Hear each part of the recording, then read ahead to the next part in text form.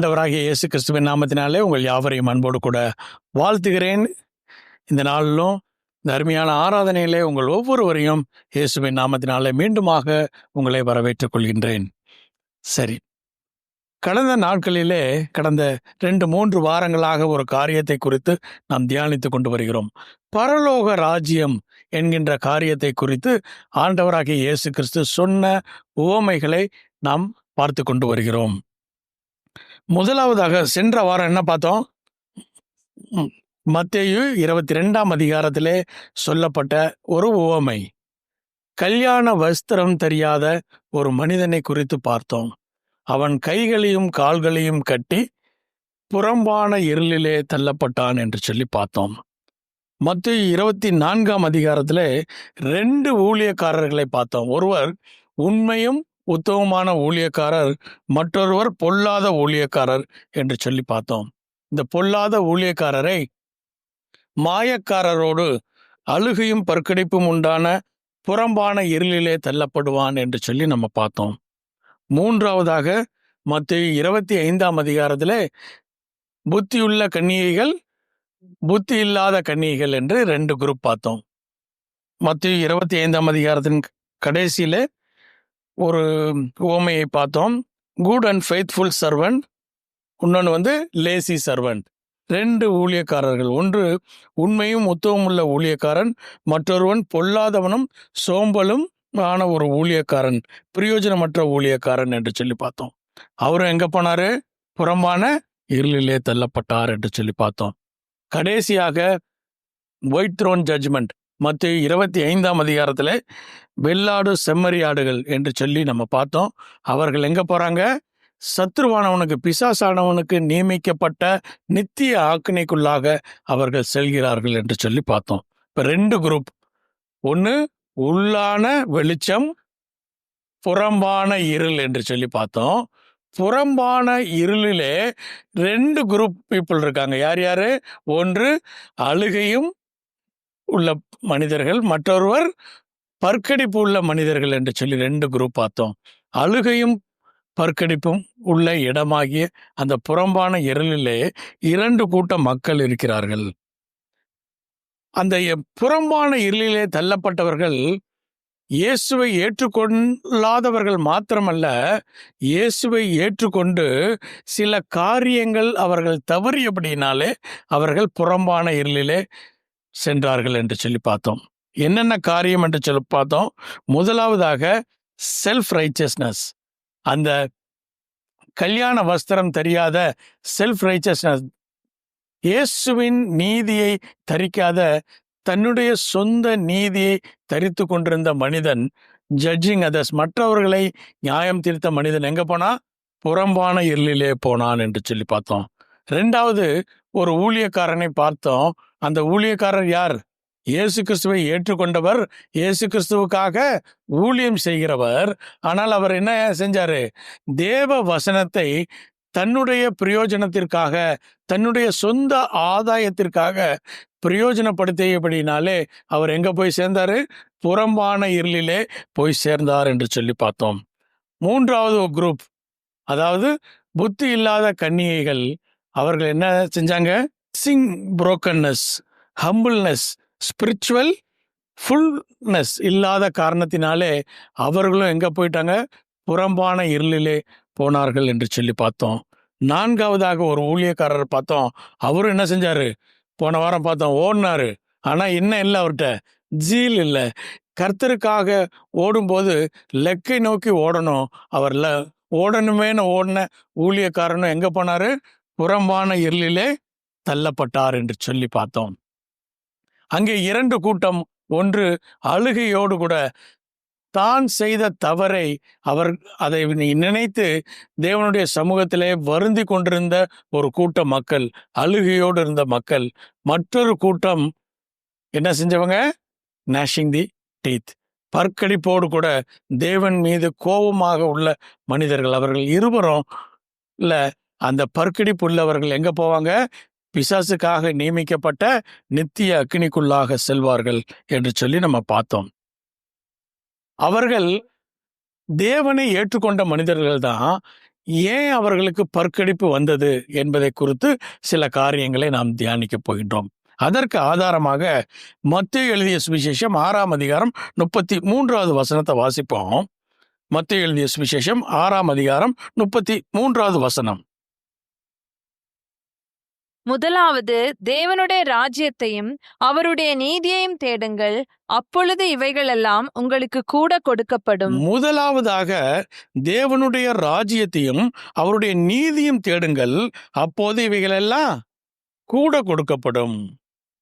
அப்ப தேவன் இந்த உலகத்தின் ஆசீர்வாதங்களை நீங்களும் நானும் பெற்றுக்கொள்ள வேண்டுமே ஆனால் சுலபமான வழி தேவனுடைய ராஜ்யத்தை நீங்களும் நானும் தேடணும், அவருடைய நீதியை தேட வேண்டும். தேவனுடைய ராஜ்யம் என்று சொல்லி பார்க்கும்போது வேதாகமத்திலே 8 விதமான ராஜ்யங்கள் கொடுக்கப்பட்டிருக்கிறது. முதலாவது தேவ ராஜ்யம், கிங்டம் ஆஃப் காட் என்று சொல்லி கொடுக்கப்பட்டிருக்கிறது. நம்ம ரெண்டுக்கும் உள்ள வித்தியாசத்தை பார்த்தோம். கிங்டம் ஆஃப் காடும் கிங்டம் ஆஃப் ஹெவன் என்பதற்கு 2 வித்தியாசத்தை நம்ம ஏற்கனவே பார்த்தோம். அதே போல சத்ருவானவனுக்கும் ராஜ்யம் இருக்கான். எத்தனை பேருக்கு இது தெரியும்? சத்ருவானவனுக்கு ராஜ்யம் இருக்கும் என்று சொல்லி. சத்ருவானவன் மிகப்பெரிய ராஜ்யத்தை வச்சிருக்கிறான். அவன்கிட்ட என்னன்னா ஹையராக்கி, அவன்கிட்ட மோர் ஸ்ட்ரக்சர்டு கிங்டம் இருக்கு அவன்கிட்ட. சத்ருவானவனுடைய கிங்டம் குறித்து பார்த்தோம். அடுத்து 4வது என்னது? ஜென்டைல் கிங்டம், புற ஜாதியின் இடத்துல இருக்கக்கூடிய கிங்டம். தானியேல் புஸ்தகத்தில் 5 ராஜ்யங்கள் கொடுக்கப்பட்டிருக்கிறது. இப்படி உலக பிரகாரமான ஜென்டைல் கிங்டம் இருக்குது. அதுக்கப்புறம் கிங்டம் ஆஃப் இஸ்ரேல், அதுக்கப்புறம் அந்தி கிறிஸ்துவின் ராஜ்யம் வரும்.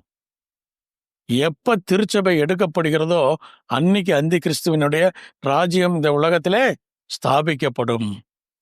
அது முடிகிற நேரத்துல மகிமையோடு கூட ஆண்டவராகிய இயேசு கிறிஸ்து வருவார். கிரைஸ்ட் கிங்டம், அதுதான் கிங்டம் ஆஃப் ஹெவன். சில இடங்களிலே கிரைஸ்ட் கிங்டம் என்று சொல்லி எழுதப்பட்டிருக்கிறது. வேதாகமத்திலே அது கடைசியாக ஃபாதர்ஸ் கிங்டம், புதிய வானம் புதிய பூமி என்று சொல்லி இப்படி 8 விதமான ராஜ்யங்கள் கொடுக்கப்பட்டிருக்கிறது. அப்ப தேவனுடைய ராஜ்யத்தை நீங்களும் நானும் தேட வேண்டும். அததான் ரோமருக்கு எழுதிய நிருபம் 14ஆம் அதிகாரம் 17வது வசனம் வாசிக்க வேண்டாம் சொல்லுகிறது. தேவனுடைய ராஜ்யம் புசிப்பும் குடிப்பும் அல்ல, அது நீதியும் சமாதானமும் பரிசுத்த ஆவியினால் உண்டாகும் சந்தோஷமாயிருக்கிறது. அப்ப தேவனுடைய ராஜ்யத்தை நீங்களும் நானும் தேட வேண்டும். ஆனா பல நேரங்கள்ல நம்ம தேவனுடைய ராஜ்யத்தை தேடுறோம், தேடாம இருக்கிறது இல்ல. நமக்குள்ளாக தேவனுடைய ராஜ்யம் ஸ்தாபிக்கப்பட்டிருக்கிறது. ஆனா நம்ம செய்யக்கூடிய ஒரு மிஸ்டேக் என்னன்னா, தேவனுடைய நீதியை தேட வேண்டும்.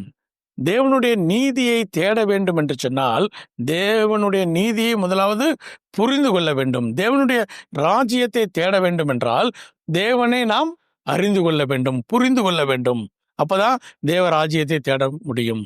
அதே போல தேவனுடைய நீதியை தேட வேண்டுமே ஆனால் தேவனுடைய நீதியை நீங்களும் நானும் புரிந்து கொள்ள வேண்டும்.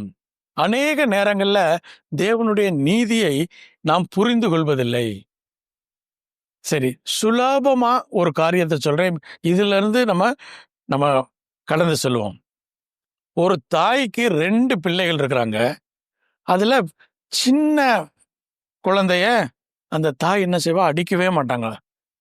அடிக்காம அவன் என்னதான் தப்பு செஞ்சாலும் அவனுக்கு அடிக்கவும் மாட்டாங்க, திட்ட மாட்டாங்க, அவனை பொத்தி பொத்தி வளர்த்துவாங்க. ஆனா முதல் குழந்தை என்ன செய்வாங்க? அடிச்சு, தப்பு செஞ்சா அடிப்பாங்க, தண்டிப்பாங்க.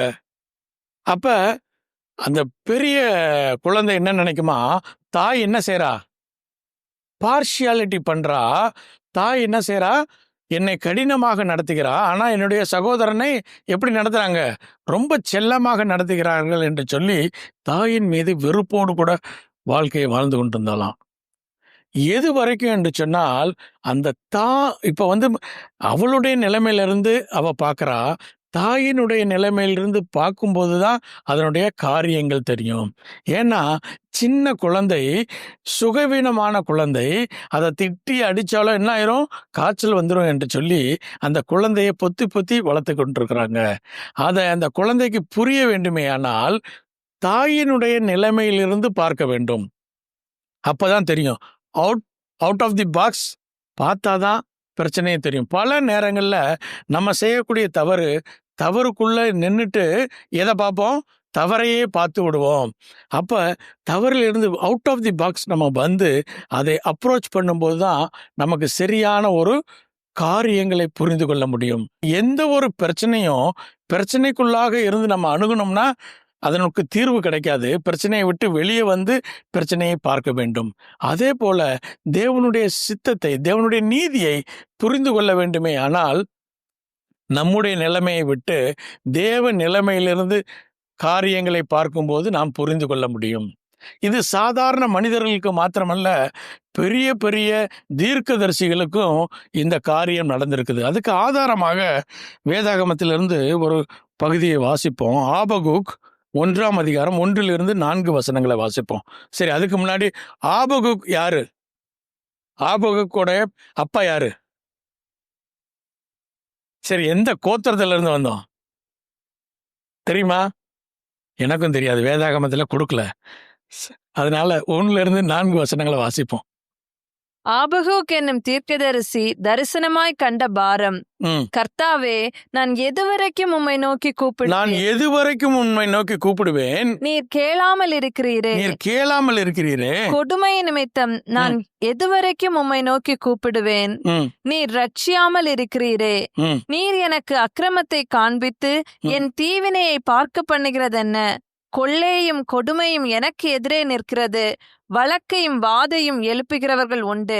ஆகையால் நியாயப்பிரமாணம் பலனற்றதாகி நியாயம் ஒருபோதும் செல்லாமற் போகிறது. துன்மார்க்கன் நீதிமானை வளைந்து கொள்ளுகிறான். ஆதலால் நியாயம் புரட்டப்படுகிறது. ஆபகுக்ல 3 அதிகாரம் இருக்கு. அதுல 2 அதிகாரம் இந்த தீர்க்கதரிசி என்ன செய்யறாரு? புலம்பிட்டே இருக்கிறாரு. என்ன ஆண்டவரே, சுருக்கமா சொன்னா, நல்லவங்க எல்லாம் என்ன செய்யறாங்க? கஷ்டப்படுறாங்க. பொல்லாதவங்க எல்லாம் எப்படி இருக்கிறாங்க? நல்லா இருக்காங்க ஆண்டவரே, ஏன் என்கின்ற கேள்வி. இதுதான் ஒரு தீர்க்கதரிசிக்கே ஒரு கேள்வி. இப்ப அநேக நேரங்கள்ல நமக்கும் அதுதான் ஒரு கேள்வி இருக்கும். இந்த கேள்வி எப்ப மாறுதுன்னா 3ஆம் அதிகாரம் 17வது வசனத்திலிருந்து வாசிப்போம். 17, 18, 19. அத்திமரம் துளிர் விடாமற் போனாலும், திராட்சை செடிகளில் பழம் உண்டாகாமற் போனாலும், ஒலிவ மரத்தின் பலன் அற்று போனாலும், வயல்கள் தானியத்தை விளைவியாமற் போனாலும், கிடையில் ஆட்டு மந்தைகள் முதலற்று போனாலும், தொழுவத்திலே மாடு இல்லாமற் போனாலும், நான் கர்த்தருக்குள் மகிழ்ச்சியாயிருப்பேன், என் ரட்சிப்பின் தேவனுக்குள் களிகூறுவேன். இப்ப என்னன்னா, இவருக்கு என்ன ஆச்சுன்னா, இப்பதான் அவருக்கு கண் திறக்குது. இப்பதான் சொல்றாரு, தேவன் மீது நான் அன்பாக இருப்பேன். இந்த மாற்றம் ஏன் வந்தது என்று சொன்னால், முடிவை பார்க்கிறார். அவர் முடிவிலே கர்த்தருடைய நியாயத்தை பார்க்கிற போது அவர் சொல்றாரு, நான் என்ன நடந்தாலும் கர்த்தருக்குள்ளாக நான் மகிழ்ச்சியாய் இருப்பேன் என்று சொல்லி. இவர் மாத்திரம் இல்ல, சங்கீதங்களின் புஸ்தகம் 73ஆம் அதிகாரம் 1-9 வசனங்களை வாசிக்க கேட்போம். சங்கீதங்களின் புஸ்தகம் 73ஆம் அதிகாரம் 1-9 வசனங்கள். சுத்த இருதயமுள்ளவர்களாகிய இஸ்ரவேலருக்கு தேவன் நல்லவராகவே இருக்கிறார். ஆனாலும் என் கால்கள் தள்ளாடுதலுக்கும் என் அடிகள் சறுக்குதலுக்கும் சற்றே தப்பிற்று. துன்மார்க்கரின் வாழ்வை நான் காண்கையில் வீம்புக்காரராகி அவர்கள் மேல் பொறாமை கொண்டேன். அவர்கள் மீதே பொறாமை கொண்டாராம். மரண பரியந்தம் அவர்களுக்கு பரியந்தம் அவங்களுக்கு என்னவே இல்லை, இடுக்கனே இல்லை. யார் சொல்றா? ஆசாப் என்கின்ற ஒரு மனிதன், சங்கீதக்காரன் எழுதுகிறார் இந்த சங்கீதத்தை. அவர் சொல்றார், மரண பரியந்தம் துன்மார்க்கருக்கு என்னவே இல்லையா, இடுக்கனே இல்லையா. தொடர்ந்து வாசிப்போம். அவர்களுடைய பலன் உறுதியாயிருக்கிறது. நரற்படும் வருத்தத்தில் அகப்படார்கள். மனுஷரடையும் உபாதியை அடையார்கள். ஆகையால் பெருமை சரப்பணியைப் போல் அவர்களை சுற்றி கொள்ளும். கொடுமை ஆடையைப் போல் அவர்களை மூடிக்கொள்ளும். அவர்கள் கண்கள் கொழுப்பினால் எடுப்பாய் பார்க்கிறது. அவர்கள் இருதயம் விரும்புவதிலும் அதிகமாய் நடந்தேறுகிறது. அவர்கள் சீர்கெட்டு போய் அகந்தையாய் கொடுமை பேசுகிறார்கள், இருமாப்பாய் பேசுகிறார்கள். தங்கள் வாய் வானம் மட்டும் அவர்களுடைய வாய் வானம் மட்டும் பேசுகிறார்கள். அவர்கள் நாவு பூமியெங்கும் உலாவுகிறது. இந்த கேள்விக்கு பதில் எப்ப மாறுதுன்னா 14ஆம் வசனத்திலிருந்து வாசிப்போமே. நாள்தோறும் நான் வாதிக்கப்பட்டும் காலைதோறும் தண்டிக்கப்பட்டும் இருக்கிறேன். இவ்விதமாய் பேசுவேன் என்று நான் சொன்னேனானால் இதோ உம்முடைய பிள்ளைகளின் சந்ததிக்கு துரோகியாவேன். இதை அறியும்படிக்கு யோசித்து பார்த்தேன். இதை அறியும்படிக்கு ரொம்ப நாள் யோசித்து பார்த்தாராம். கடைசி என்ன செஞ்சாரு? நான் தேவனுடைய பரிசுத்த ஸ்தலத்துக்குள் தேவனுடைய பரிசுத்த ஆலயத்திற்குள்ளாக பிரவேசித்து அவர்கள் முடிவை கவனித்து யாருடைய முடிவை? துன்மார்க்கருடைய முடிவை காணும் மட்டும் அது என் பார்வைக்கு விசனமாயிருந்தது. அது வரைக்கும் அவருக்கு விசனமா இருந்தது. அந்த முடிவை அவர் பார்க்கிற வரைக்கும் தான் அது விசனமா இருந்துச்சு. அப்ப அந்த முடிவை பார்த்த உடனே இந்த முன்னாடி இருந்த விசனம் என்ன ஆயிடுச்சு? போயிருச்சு. அப்ப முடிவிலே துன்மார்க்கர்களுக்கு வரக்கூடிய பலனை ஒரு தடவை திங்க் பண்ணிட்டா நம்ம என்ன செய்வோம்? வாழ்க்கையை சீர்படுத்திக் கொள்வோம். அப்படிப்பட்ட ஒரு முடிவை தேவன் தீர்மானித்து வைத்திருக்கிறார். யாருக்கு? துன்மார்க்கருக்கு. அப்ப நீங்களும் நானும் தேவனுடைய சமூகத்துல புரிந்து கொள்ள வேண்டும். அநேக நேரங்கள் அநேக கேள்விகள் இருக்கு. அந்த கேள்விகளுக்கு ஆன்சர் கிடைக்காததுக்கு காரணம் என்னன்னா, நம்ம அவுட் ஆஃப் பாக்ஸ் நம்ம பார்ப்பதில்லை. துன்மார்க்கர்களுக்கு நடக்கும் பலனை இந்த ஆசா பார்க்குற வரைக்கும் தான் அவருக்கு நிறைய கேள்வி இருந்துச்சு. அதை பார்த்த உடனே தேவனுடைய ஆலயத்தில் அதை பார்த்த உடனே அவருக்கு என்ன ஆயிடுச்சு? இதெல்லாம் ஒரு பிரச்சனையே இல்லை, நடக்கிறது நடக்கட்டும், அவங்களுக்கு எப்படியும் பெரிய தண்டனையை தேவன் வைத்திருக்கிறார் என்று சொல்லி. அப்ப தேவனுடைய நீதியை நீங்களும் நானும் புரிந்து கொள்ள வேண்டும். அதற்கு ஆதாரமாக மத்தேயு எழுதிய சுவிசேஷம் 20ஆம் அதிகாரம் 16வது வசனத்தை வாசிப்போம். இவ்விதமாக பிந்தினோர் முந்தினோராயும் முந்தினோர் பிந்தினோராயும் இருப்பார்கள். அழைக்கப்பட்டவர்கள் அநேகர், தெரிந்து கொள்ளப்பட்டவர்களோ சிலர் என்றார். அழைக்கப்பட்டவர்கள் அநேகர், அந்த அழைப்பை புறக்கணித்தவர்கள் இருக்கிறார்கள். அழைப்பை ஏற்றுக்கொண்டு சுயநீதியிலே உள்ளே சென்றவர்கள் புறம்பான இருளிலே போடப்பட்டார்கள். ஆனால் தெரிந்து கொள்ளப்பட்ட சிலர்லே என்ன வேணுமா? நமக்கு என்ன வேணும்? பிந்தினோர் முந்தினோராயும் முந்தினோர் பிந்தினோராகவும் மாறக்கூடிய காரியத்தை ஏற்றுக்கொள்ளுகிற சுபாவம் வேண்டும். தேவனுடைய நீதியை நீங்கள் புரிந்து கொண்டால் இந்த காரியங்கள் சுலபமாயிருக்கும். இந்த வசனத்தை தான் நம்ம தியானிக்க போகிறோம். இந்த வசனம் எந்த அதிகாரத்தில் இருக்குது? மத்தேயு 20ஆம் அதிகாரத்தில் 16வது வசனமாக இருக்கிறது. இதை நம்ம புரிந்து கொள்ள வேண்டும். இந்த ஓமையை புரிந்து கொள்ள வேண்டுமேயானால் முதலாவதாக நம்ம மத்தேயு 19 இருந்தே ஸ்டார்ட் பண்ணணும். மத்தேயு காஸ்பல் எழுதும்போது அதிகாரமாக எழுதல, வசனங்களாக எழுதல, மொத்தமா எழுதியிருக்கிறாரு. நம்முடைய வசதிக்கு ஏற்ப அதை அதிகாரங்களாகவும் வசனங்களாகவும் போட்டிருக்கிறோம். வாசிப்போமா? மத்தேயு 19ஆம் அதிகாரம் 16வது வசனத்திலிருந்து. அப்பொழுது ஒருவன் வந்து அவரை நோக்கி, நல்ல போதகரே, நல்ல போதகரே, நித்திய ஜீவனை அடைவதற்கு நான் எந்த நன்மையை செய்ய வேண்டும் கேட்டான். இந்த மனிதனை குறித்து 3 காஸ்பல்ல இருக்கு. மத்தேயு, மார்க்கு, லூக். இந்த 3லையும் பார்த்தா அவர் ஐஸ்வர்யவான், அவர் ஒரு ரிச் மேன். அது மாத்திரம் இல்ல, அவர் யாரு? ஒரு வாலிபன். அது மாத்திரம் இல்ல, அவர் யாரு? ரூலர்னு போட்டிருக்கு. 3 காரியங்கள் அவரை குறித்து சொல்லப்பட்டிருக்கிறது.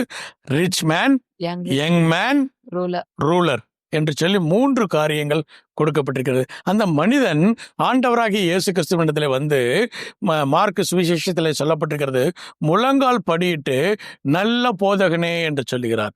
அப்ப ஆண்டவராகிய இயேசு கிறிஸ்து என்ன பதில் சொன்னார்னு வாசிப்போம். அதற்கு அவர், நீ என்னை நல்லவன் என்று சொல்வானேன்? தேவன் ஒருவர் தவிர நல்லவன் ஒருவனும் இல்லையே. நீ ஜீவனில் பிரவேசிக்க விரும்பினால் கற்பனைகளை கைக்கொள் என்றார். இந்த வசனத்தை வச்சு இஸ்லாமிய நண்பர்கள் டிபேட் பண்ணுவாங்க. ஆண்டவராகிய இயேசு கிறிஸ்து ஒத்துக்கிட்டாரு, அவர் யாருல நல்லவன் இல்லை என்று சொல்லி நிறைய டிபேட் இருக்கும். ஆண்டவராகிய இயேசு கிறிஸ்துவே சொல்லிட்டார், நான் நல்லவன் இல்லை. அவர் என்ன சொல்ல வர்றாருன்னா அதை கான்டெக்ட்ல பார்க்கணும். நீ என்னை போதகனாக நீ நினைத்திருக்கிறாய், போதகனாக நீ நினைத்திருக்கிறபடினாலே நிச்சயமாக நான் நல்லவனாக இருக்க மாட்டேன். நீ யாராக என்னை பார்த்திருக்கணும்? தேவனாக என்னை பார்த்திருக்க வேண்டும். நீ தேவனாக பார்க்க தவறிவிட்டாய் என்பதை சொல்வதற்காக அவர் சொல்றாரு, நல்ல போதகனே என்று ஏன் சொல்லுகிறாய் என்று சொல்லி. தொடர்ந்து வாசிப்போம். அவன் அவரை நோக்கி, எவைகளை என்று கேட்டான். எவைகளை என்று கேட்டபோது ஆண்டவராகிய இயேசு கிறிஸ்து சில கற்பனைகளை மோசே லாவை சொல்றாரு. சொன்ன உடனே அந்த வாலிபன் சொல்றாரு, இதெல்லாம் நான் சிறு வயதிலிருந்து பின்பற்றுகிறேன். அப்ப நியாயப்பிரமாணத்தை பின்பற்றினால் நித்திய ராஜ்யத்திற்கு செல்ல முடியாதுன்னு யாருக்கு தெரிஞ்சிருந்துச்சு? இந்த வாலிபனுக்கு தெரிந்திருந்தது. அதனாலதான் சொல்றாரு, இவைகள் எல்லாம் நான் செஞ்சுட்டேன் ஆண்டவரே, இப்ப நான் என்ன செய்யணும்? அதற்கு ஆண்டவராகிய இயேசு கிறிஸ்து என்ன சொன்னாரு? நீ பூரண சர்க்குணனா இருக்க விரும்பினால் போய் உனக்கு உண்டானவைகளை விற்று தரித்திரருக்கு கொடு, அப்பொழுது பரலோகத்தில் உனக்கு பொக்கிஷம் உண்டாயிருக்கும், பின்பு என்னை பின்பற்றி வா என்றார். அதற்கு அந்த வாலிபன் மிகுந்த ஆஸ்தி உள்ளவனாய் இருந்தபடியால் இந்த வார்த்தையை கேட்டபொழுது துக்கமடைந்தவனாய் போய்விட்டான். இந்த முழு வேதாகமத்துல ஆண்டவராகிய இயேசு கிறிஸ்துவினிடத்துல வந்து துக்கமாய் போன மனிதன் ஒரே ஒரு மனிதன் தான். இந்த மனிதன் தான். ஏன் போனாரு? ஆஸ்திய கொடுக்க முடியல. அப்ப ஆஸ்தி ப்ராப்ளமானா ஆஸ்தி ப்ராப்ளம் கிடையாது, ஐஸ்வர்யம் ப்ராப்ளமானா ஐஸ்வர்யம் ப்ராப்ளம் கிடையாது. ஏன்னா சகையுக்கு ஆண்டவராகிய இயேசு கிறிஸ்து அந்த கட்டளையை கொடுக்கல, நீ வித்துட்டு எல்லாத்தையும் கொடுன்னு சொல்லவே இல்லை. என்னதான் சொன்னாரு? நான் உன் வீட்டுக்கு வர்றேன்னு தான் சொன்னாரு. அவன் என்ன சொல்லிட்டான்? நான் யாரிடத்தாலும் வாங்கியிருந்தா நான் என்ன செய்வேன்? நாளத்தனையா திருப்பி கொடுப்பேன். என்னிடத்துல இருக்கக்கூடிய ஆஸ்திகளில் பாதியை விற்று தரித்திரருக்கு கொடுப்பேன். அப்ப மிச்சம் எத்தனை இருக்குது? அவர்கிட்ட பாதி வச்சிருக்கிறாரு. அப்ப ஐஸ்வர்யம் ப்ராப்ளம் அல்ல, ஐஸ்வர்யத்தின் மீது நாம் வைத்திருக்கக்கூடிய நம்பிக்கை பரலோக ராஜ்யத்திலே பிரவேசிக்க, தேவனுடைய ராஜ்யம் நம்மிடத்திலே வருவதற்கு தடையாய் இருக்கிறது. அதனாலதான் ஆண்டவராகிய இயேசு கிறிஸ்து சொல்றாரு.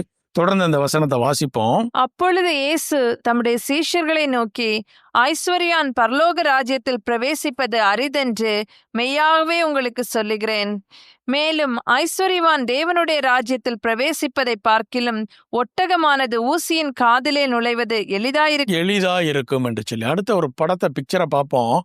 பொதுவாக அந்த நாட்களிலே ஒரு நகரத்தை சுற்றி ஒரு அலங்கம் வால் இருக்கும் இல்லையா? அந்த வால்ல கேட் இருக்கும். அந்த கேட்டை ராத்திரியில என்ன செய்வாங்க? பூட்டி விடுவார்கள். எரிகோவில் பட்டணத்திலையும் அந்த மாதிரி இருக்கும். கோட்லண்ட் போனீங்கன்னா அங்கேயும் பார்க்கலாம். ஆனா பாதி வால் உடைஞ்சு போயிடுச்சு, அதனால பின்னாடி இருந்து வந்துடலாம். அந்த வால் ராத்திரியிலே மூடப்படும். அப்ப மனிதர்கள் உள்ள இருந்து வெளியே போக முடியாது, வெளியே இருந்து உள்ள வர முடியாது. ஒருவேளை அந்த நேரத்திற்கு பின்பாக யாராவது ஒருவர் டிராவல் பண்ணி அந்த ஊருக்கு வந்துட்டா எதுல வருவாங்க? ஒட்டகத்துல வந்தா ஒட்டகத்தோட கூட அந்த ஐ ஆஃப் நீடில் கேட்டை தாண்ட முடியாது. ஒரு சின்ன ஒரு கேட் இருக்கும். அந்த கேட்டுக்குள்ள நுழைந்து போக வேண்டுமே, ஆனால் ஒட்டகம் போக முடியாது. ஈவன் மனிதர்களும் தங்களுடைய சர்வாயுத வர்க்கங்களை அணிந்து கொண்டு போக முடியாது. ஷீல்டை போட்டுட்டோ அல்லது ஹெல்மெட்டை போட்டுட்டோ ஸ்வாடை எடுத்துட்டோ உள்ள போக முடியாது. எல்லாத்தையும் கழட்டி வச்சுட்டு ஒரே ஒரு லீனான மனிதன் வேணா உள்ள போக முடியும். அப்படி ஒரு சின்ன ஒரு கேட் இருக்கும். அந்த கேட்டுக்கு பேர் தான் என்னது? ஐ ஆஃப் நீடில் கேட். தமிழ்ல என்ன போட்டாங்க? ஊசியின் காதுன்னு போட்டாங்க. அது காது இங்க என்ன ஆயிடுச்சு? கண்ணாயிருச்சு. அதுக்குள்ள நுழைஞ்சு போகணும். ஆனா இப்படிப்பட்ட கேட் வந்து இஸ்ரவேல்ல இல்லை, இஸ்ரவேலின் அலங்கத்துல இல்லை. ஏன்னா அதற்கான சான்றிதழ்கள் இல்லை. அந்த காலங்களில் இப்படி இருந்த ஒரு காரியத்தை ஆண்டவராகிய இயேசு கிறிஸ்து ஓமையாக சொல்லுகிறார். ஐஸ்வர்யவான் நுழைவது அரிது, difficult, it is not impossible. ஏன்னா ஆபிரகாமும் என்ன செஞ்சாரு? ஐஸ்வர்யவானா இருந்தாரு. ஈசாக்கு ஐஸ்வர்யவானா இருந்தாரு. யாக்கோபு ஐஸ்வர்யம் ப்ராப்ளம் இல்ல, அதன் மீது வைக்கக்கூடிய நம்பிக்கை. ஆண்டவராகிய இயேசு கிறிஸ்து இந்த காரியத்தை சொன்ன உடனே சீஷர்கள் அவர் இடத்துல வந்து கேட்கறாங்க, அப்ப யார் ஆண்டவரே ரட்சிக்க கூடும்? மத்தேயு 19:25 வசனத்தை வாசிப்போம். அவருடைய சீஷர்கள் அதை கேட்டு மிகவும் ஆச்சரியப்பட்டு, அப்படியானால் யார் போக முடியும்? ஐஸ்வர்யம் இல்லாம ஒரு மனுஷன் இருக்கவே முடியாது. எல்லார்கிட்டையும் இருக்கு ஐஸ்வர்யம். அப்ப யார் தான் போக முடியும் ஆண்டவரே அப்படின்னு கேட்கும்போது ஆண்டவராகிய இயேசு கிறிஸ்து சொல்றாரு, மனுஷரால் இது கூடாததுதான், தேவனாலே எல்லாம் கூடும் என்றார். மனுஷனாலே கூடாது, பரிசுத்த ஆவியாகிய தேவனாலே எல்லாம் கூடும். பரிசுத்த ஆவியானவர் நமக்குள்ளாக வருகின்ற போது இந்த காரியங்கள் எல்லாம் நடக்கும் என்று சொல்றார். இதை சொன்ன உடனே பேதுரு, சீஷர்களே முக்கியமான பேதுரு யார் அடையாளப்படுத்துறாருன்னா திருச்சபையை அடையாளப்படுத்துறார். நம்ம கேட்குற கேள்வியெல்லாம் என்ன கேட்டிருப்பாரு? அவரு முன்னமே கேட்டிருப்பாரு. அவர் கேட்ட கேள்வியெல்லாம் பார்த்தா இன்னைக்கு நம்ம அந்த கேள்வியை கேட்டுட்டு இருப்போம். பேதுரு என்ன கேள்வி கேட்டாருன்னு பார்ப்போமா? 27வது வசனம். அப்பொழுது பேதுரு அவரை நோக்கி, இதோ நாங்கள் எல்லாவற்றையும் விட்டு உம்மை பின்பற்றினோமே, எங்களுக்கு என்ன கிடைக்கும் என்ன என்றான். கிடைக்கும்? இப்போ நம்ம அநேக நேரத்தில் உலகத்துலேயும் சரி, ஆஃபீஸ்லேயும் சரி, இதெல்லாம் செஞ்சேன், எனக்கு என்ன கிடைக்கும்? எனக்கு எப்போ ப்ரமோஷன் கிடைக்கும்? எனக்கு எப்போ இன்க்ரிமெண்ட் கிடைக்கும்? அது திருச்சபையிலையும் வந்துட்டோம், எனக்கு என்ன கிடைக்கும்? இதே கேள்வியை தான் பேதுரு நமக்கு முன்னாடியே கேட்டிருக்கிறார். யார்கிட்ட? ஆண்டவராகிய இயேசு கிறிஸ்துட்ட. நான் இதெல்லாம் விட்டுட்டு வந்துட்டேனே, இப்போ எனக்கு என்ன கிடைக்கும்? அப்போ ஆண்டவராகிய இயேசு கிறிஸ்து என்ன சொன்னான்னு பார்ப்போம். அதற்கு இயேசு, மறுஜென்ம காலத்திலே மனுஷகுமாரன் தம்முடைய மகிமையுள்ள சிங்காசனத்தின் மேல் வீற்றிருக்கும் போது என்னை பின்பற்றின நீங்களும் இஸ்ரவேலின் 12 கோத்திரங்களையும் நியாயம் தீர்க்கிறவர்களாக 12 சிங்காசனங்களின் மேல் வீற்றிருப்பீர்கள் என்று மெய்யாகவே உங்களுக்கு சொல்லுகிறேன். மறு ஜென்மம் எழுதப்பட்டு விட்டது மொழிபெயர்ப்புல. இது மறுமை என்று சொல்லி நம்ம மாற்றி படிச்சுக்கலாம். மறுமை அதாவது என்டர்னல் லைஃப்ல நம்ம போகும்போது, பரலோக ராஜ்யத்துக்குள்ளாக போகும்போது அவர் என்ன சொல்றாரு? நீங்க மகிமையுள்ள சிங்காசனத்திலே அமர்ந்து யாரை நியாயம் தீர்ப்பீங்க? இஸ்ரவேலரின் 12 கோத்திரத்தை நீங்க நியாயம் தீர்ப்பீர்கள் என்று சொல்றாரு. இப்படி சொன்னா பேதுருக்கு எவ்வளோ இருக்கும்? ரொம்ப சாட்டிஸ்ஃபையாக இருக்கும். அப்பா, நமக்கு என்ன சீட்டு கிடச்சிருச்சு, ஜட்ஜ் பண்ணக்கூடிய சீட்டு கிடச்சிருச்சுன்னு. அதுக்கப்புறம் ஆண்டவராகிய இயேசு கிறிஸ்து சொல்றாரு, ஆகிலும் என் நாமத்து நிமித்தம் வீட்டையாவது 30வது வசனம் வந்து, ஆகிலும் முந்தினோர் அநேகர் பிந்தினோராய் மாறுவீர்கள். முந்தினவர்களாகிய அப்போஸ்தலர்களாகிய நீங்கள் எப்படி மாறுவீங்களா? பிந்தினோராய் மாறுவீர்கள். பிந்தினோராகிய நாம் முந்தினவர்களாக இருப்போம். அப்ப அதை நீங்கள் அக்செப்ட் பண்ணிக்க வேண்டும். ஒருவேளை அதை நீங்க ஏற்றுக்கொள்ள மனம் இல்லாமல் இருந்தா எங்க போயிருவீங்க? புறம்பான இருளில் போய் அங்கிருந்து நித்திய ஆக்கணைக்குள்ளாக போய் விடுவீர்கள். தேவனுடைய நீதியை நீங்கள் புரிந்து கொள்ள வேண்டும் என்று சொல்லிட்டு இந்த ஓமையை சொல்கிறார். இப்ப மத்தேயு 20ஆம் அதிகாரம், இப்பதான் பிரசங்கத்துக்குள்ளே வந்திருக்கிறோம். இவ்வளோ நேரம் கழிச்சு மத்தேயு 20ஆம் அதிகாரத்துக்கு திருப்பிக் கொள்வோம். 1வது வசனத்திலிருந்து வாசிப்போம். பரலோக ராஜ்யம் வீட்டெஜமானனாகிய ஒரு மனுஷனுக்கு ஒப்பாயிருக்கிறது. அவன் தன் திராட்சை தோட்டத்துக்கு வேலையாட்களை அமர்த்த அதிகாலையிலே புறப்பட்டான். வேலையாட்களுடன் நாளொன்றுக்கு ஒரு பணம் கூலி பேசி அவர்களை தன் திராட்சை தோட்டத்துக்கு அனுப்பினான்.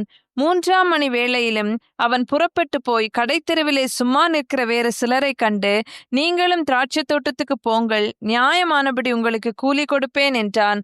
அவர்களும் போனார்கள். மறுபடியும் 6ஆம் 9ஆம் மணி வேளையிலும் அவன் போய் அப்படியே செய்தான். 11ஆம் மணி வேளையிலும் அவன் போய் சும்மா நிற்கிற வேறு சிலரை கண்டு, நீங்கள் பகல் முழுவதும் இங்கே சும்மா நிற்கிறதென்ன என்று கேட்டான். 3ஆம் மணி வேலை என்று சொன்னா எத்தனை மணி நேரம் டைம்? என்ன? 9 மணி. 9 மணி முதல்ல ஒருத்தங்களை கூப்பிட்டாங்க. அதுக்கப்புறம் 9வது மணிக்கு 9 o'clock போய் அதே ஆள் என்ன சொல்றாரு? வாங்க வேலைக்கு. அப்போ வேலைக்கு வரும்போது அவர்களோடு கூட நெகோசியேஷன் பண்ணப்பட்டது. என்ன தருவேன் என்று சொல்லி சொல்றாரு. யார்கிட்ட சொல்றாரு? அப்போஸ்தலர் இடத்துல சொல்றாரு. நான் என்ன தருவேன்? உங்களுக்கு சிங்காசனத்தை தருவேன் என்று சொல்லி நெகோஷியேட் பண்ணிட்டார். அதுக்கப்புறம் அந்த எஜமான் என்ன செய்கிறாரு? எத்தனை மணிக்கு போகிறாரு? 6ஆம் மணி நேரம். 6ஆம் மணி நேரம்னா 12 noon. 12 noonக்கு போகிறாரு. மறுபடியும் ஆட்களை கூப்பிடுறாரு. அப்போனா என்ன அர்த்தம்னா, விளைச்சல் மிகுதியாயிருக்கிறது, அறுவடை மிகுதியாயிருக்கிறது, வேலையாட்கள் குறைவாக இருக்கிறது. இன்னைக்கு நம்மகிட்ட கேட்டால் என்ன சொல்லுவோம்? நாங்கள் யார்கிட்ட போய்ங்க சுவிசேஷத்தை சொல்றது? சுவிசேஷத்தை சொல்லுவதற்கு அநேக வாய்ப்புகள் இருந்த போதும் நீங்களும் நானும் சொல்லுவதில்லை. நமக்கு ஊழியம் செய்யறதுன்னா எங்க வந்து தான் ஊழியம் செய்யணும்? சர்ச்சில் வந்து ஊழியம் செய்யணும். ஆனால் கர்த்தர் என்ன சொல்றாரு? சர்ச்சில் செய்யறது ஊழியம் அல்ல. நீங்க வேலை செய்கின்ற இடத்திலே, நீங்கள் பார்க்கிற மனிதர்கள் இடத்திலே நீங்க என்ன செய்யணும்? நீங்க போய் என்ன செய்யணும்? சுவிசேஷத்தை நீங்கள் அறிக்கை செய்ய வேண்டும். அதுதான் ஊழியம். அந்த ஊழியத்தை செய்வதற்காக நீங்களும் நானும் அணைக்கப்பட்டிருக்கிறோம். ஆனா நம்ம என்ன சொல்றோம்? நம்ம யார்கிட்ட போய் சொல்றது? ஆபீஸ்ல போய் எப்படிங்க சொல்றது? தேவையுள்ள மனிதர்கள் அநேகர் இருக்கிறாங்க. அவங்களிடத்துல போய் சுவிசேஷத்தை சொன்னா போதும், அவங்க கிறிஸ்துவை ஏற்றுக்கொள்வார்கள். நீங்களும் நானும் சொல்ல வேண்டும் என்று சொல்லி என்ன செய்றாரு? 12 noonக்கும் கூப்பிட்டுருக்காரு. அதுக்கப்புறம் என்ன செய்றாரு? 3 PM ஆட்களை கூப்பிடுகிறார். இப்ப இவர்களும் போய் ஊழியத்தை செய்கிறார்கள். செய்து முடிச்ச உடனேயும் அறுவடை முடியல. எத்தனை மணிக்கு போய் கூப்பிடுறாரு? மறுபடியும் 5 PM போய் 6 மணிக்கு வேலை முடிய போது 5 மணிக்கு என்ன செய்றாரு? வேலை ஆட்களை கூட்டிட்டு வர்றாரு. கூட்டிட்டு வந்து அவர்களும் என்ன செய்றாங்க? வேலை செய்கிறார்கள். இப்ப வேலை எல்லாம் முடிஞ்சிருச்சு. இப்ப நம்ம கடைசி நாட்கள்ல இருக்கிறோம். 11th hourல இருக்கிறோம். முடிய போகுது. இப்ப நீங்க ஊழியம் செய்ய ஆரம்பிச்சீங்கன்னா நீங்க என்ன செய்யலாம்? பிந்தினோர் என்ன செய்யலாம்? முந்தினோராக ஆக முடியும். அப்ப நீங்க என்ன செய்யணும்? சுவிசேஷத்தை சொல்ல வேண்டும். மற்றவர்களுக்கு சுவிசேஷத்தை சொல்லுகிறவர்களாக நீங்களும் நானும் மாற வேண்டும். அப்பதான் நீங்களும் நானும் பிந்தினோராக வந்தாலும் நம்ம என்ன ஆகலாம்? முந்தினோராக முடியும். அப்போஸ்தலர்கள் எவ்வளவு கஷ்டப்பட்டாங்க, எத்தனை பிரச்சனைகள் வந்தது. அவர்களோடு கூட நீங்களும் அவர்களுக்கு முந்தினோராக மாற வேண்டுமே. ஆனால் இந்த நாட்களிலே நீங்களும் நானும் சுவிசேஷத்தை அறிவிக்கிறவர்களாக மாற வேண்டும். அப்ப கூலி கொடுக்கப்படுகிறது. யாருக்கு முதல்ல கூலி கொடுக்கப்பட்டது? அப்பொழுது 11ஆம் மணி வேளையில் வேலையமர்த்தப்பட்டவர்கள் வந்து ஆளுக்கு ஒவ்வொரு பணம் வாங்கினார்கள். முதல்ல என்ன செய்றாரு? பின்னாடி இருந்து லாஸ்ட்ல இருந்து கூலி கொடுக்க சொல்றாரு. கடைசியா வந்தவங்களுக்கு எவ்வளவு வந்துச்சு?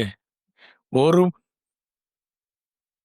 பணம் கூலியாக கொடுக்கப்பட்டது. அப்ப முந்தின வந்தவங்களுக்கு ஒரே குஷி. என்ன நினைச்சிருப்பாங்க? நமக்கு என்ன கிடைக்கும்? 1 மணி நேரம் வேலை செஞ்சா ஒரு பணம் கொடுத்துருக்கிறாரு. நம்ம எத்தனை மணி நேரத்துல இருந்து வேலை செஞ்சிட்டு இருக்கோம்? 9 மணில இருந்து வேலை செஞ்சிட்டு இருக்கிறோம். நமக்கு என்ன கிடைக்கும்? அதிகமா கிடைக்கும் என்று சொல்லி காத்திருந்தார்கள். வாசிப்போம் 10வது வசனம். முந்தி அமர்த்தப்பட்டவர்கள் வந்து தங்களுக்கு அதிக கூலி கிடைக்கும் என்று எண்ணினார்கள். அவர்களும் ஆளுக்கு ஒவ்வொரு பணம் வாங்கினார்கள். வாங்கிக் கொண்டு வீட்டு எஜமானனை நோக்கி, இப்பதான் கேக்குறாங்க வீட்டு எஜமானை பார்த்து, நீங்க செஞ்சது என்னது? டிஸ்ஆனஸ்ட். இது கரெக்டா நீங்க ஜட்ஜ் பண்ணவே இல்லை. நாங்க எப்ப செஞ்சோம்? வெயில் எல்லாம் வேலை செஞ்சோம், கஷ்டப்பட்டு வேலை செஞ்சோம், ரொம்ப நேரம் வேலை செஞ்சோம். எங்களை யாரோட கூட சமமாக மாற்றி விட்டீர்கள். கடைசியில வந்தவங்களோடு கூட எங்களை நீர் அமர வைத்து விட்டீர்கள் என்று சொல்லி. நம்ம 11வது மணிக்கு வந்ததுனால நமக்கு ஒன்றும் தெரியாது.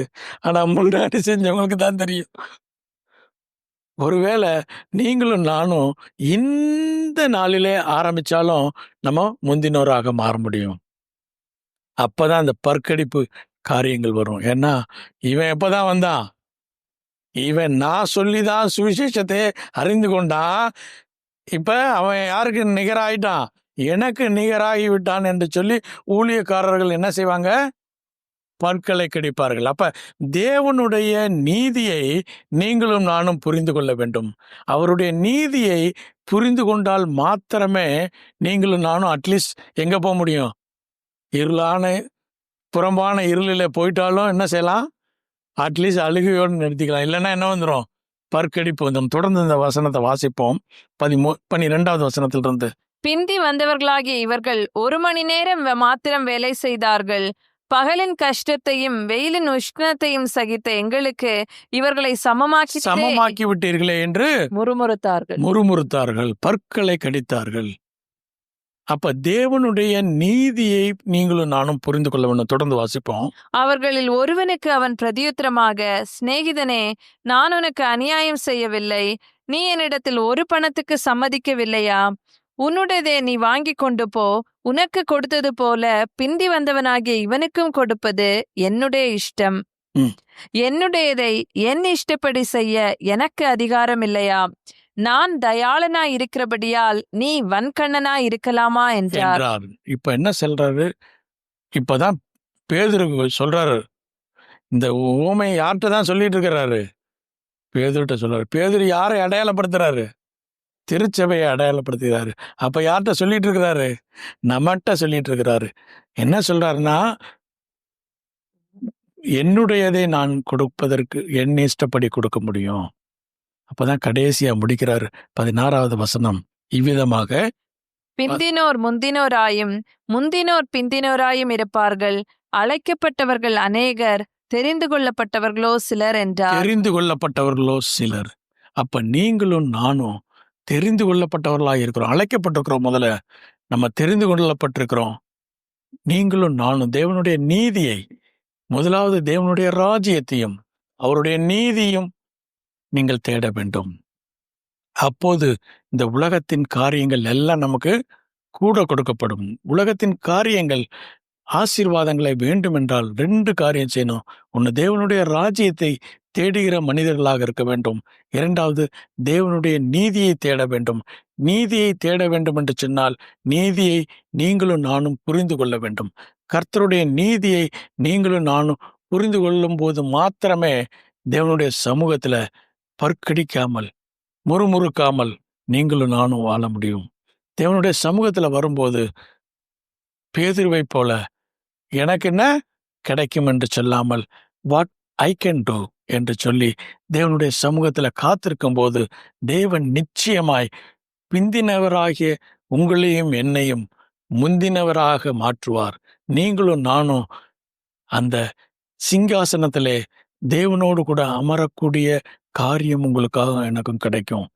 பல நேரங்கள்ல நீங்களும் நானும் செய்யக்கூடிய காரியங்கள், தேவனுடைய ராஜ்யத்தை தேடுகிறோம். தேவனுடைய ராஜ்யத்துக்குள்ளாக நீங்களும் நானும் பிரவேசிக்க வேண்டும் என்று சொல்லி நாம் விரும்புகிறோம். ஆனா தேவனுடைய நீதியை புரிந்து கொள்வதில்லை. பல நேரங்கள்ல தேவனுடைய நீதியை நீங்களும் நானும் புரிந்து கொள்ள முடியாது. அந்த நீதியை புரிந்து கொள்ள நீங்களும் நானும் முயற்சி செய்ய வேண்டும். தேவன் அநியாயமாக யாரையும் தண்டிப்பதும் இல்லை, அநியாயமாக யாரையும் ஒப்பு கொடுப்பதும் இல்லை. அந்த காரியத்தை நீங்களும் நானும் புரிந்து கொண்டால் தேவனுடைய ராஜ்யத்திலே நீங்களும் நானும் தேவனுடைய பிள்ளைகளை, புத்திரர்களை, தேவ புத்திரர்களை நியாயம் விசாரிக்கும் ஸ்தானத்திற்கு நீங்களும் நானும் வர முடியும். கண்களை மூடி தேவனுடைய சமூகத்தை நோக்கி பார்ப்போம்.